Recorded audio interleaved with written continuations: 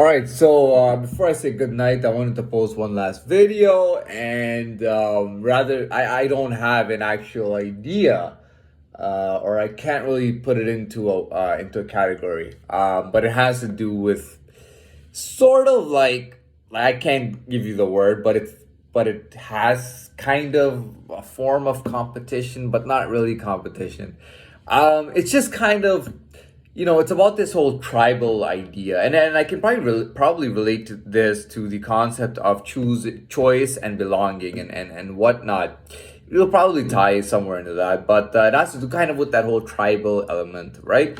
When we like this world, I mean, we can advance in technology, cities can look different, food, everything can be a little different and whatnot, lifestyles, but we always had this kind of and I'm not really going into tribal element, I'm talking about like just us as a society. There's a lot of intricacies that go on. um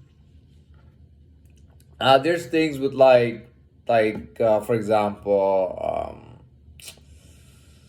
since even when kids are kids, right? There's one group of friends, there's another group of friends, and the funny thing is, yeah. So even with kids, there might be a verbal name calling, there might be pushing and shoving, there might even be all out fighting. There might be competing within academics, within sports, competing with who's more light, who's stronger. This literally, in my opinion, it begins once children are put into school. I think before kids are in school, they might have a little bit of exposure, but not really. It's really when you join that environment that begin that, and it continues as you get older. Now, I'll tell you one thing: change is a real thing, because I've seen it. I've seen kids who were total fucking nerdy geeks, and then they got like they hit teenage years, and they just wanted to be cool and whatever, and they got it. And I've seen people who were total dweebs, and all of a sudden they're like, for some reason they're seen as something. You know what I mean? That does actually happen. Then you have, but the thing is that the community and the society and the whole world, or your world, they accept that right away. If you can rise to a certain level genuinely and you're holding it down, you'll get the respect. And the biggest satisfying part is that when you hold that spot, it's like, who's gonna come and challenge you? Like, it might be somebody from your past, somebody that claims they used to know you, or whoever it is. And the best thing is when they come in to challenge you. You know what I mean? And you fuck them up. Doesn't have to be physically, but you just fuck them up. To me, it's really cool. You know what I mean? Yeah, but that's kind of what wanted to talk about. Now, I started off with that, but I wanted to go further into it. There's some people in this world that you don't want to fuck with. You know what I mean? There's some people in this world you just don't want to fuck with them. We're all at different levels, and you know what? We're all bullies. We're all bullies. Everybody bullies somebody. We're all bullies. You could have somebody that you go, oh, he's the nicest, nerdiest, nicest, cutest, little loser that I know, and that guy might be bullying somebody. You know what I mean? Everybody bullies, man, and everybody sees somebody as inferior and sees themselves as superior.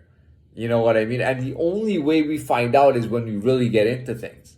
That's when we start finding out who's who, who's what level is who on. You know what I mean? But typically, when one or two groups gets fucked up, other people get discouraged.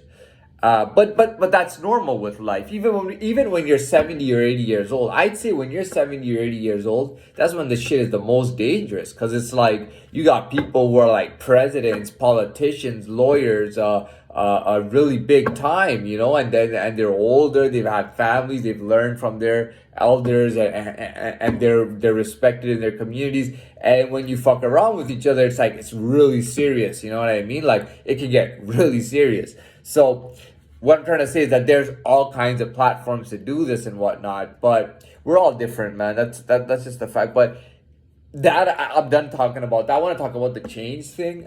Sometimes, dude, if you had a friend who died very young, let's say 12 years old, your friend died, and their tombstone got put in, and they were dug in a coffin and put like maybe 5 minutes, 10 minutes walk away from where you live, and you used to walk by that grave every day, that cemetery every day, like you were always crossing it since it was close to you.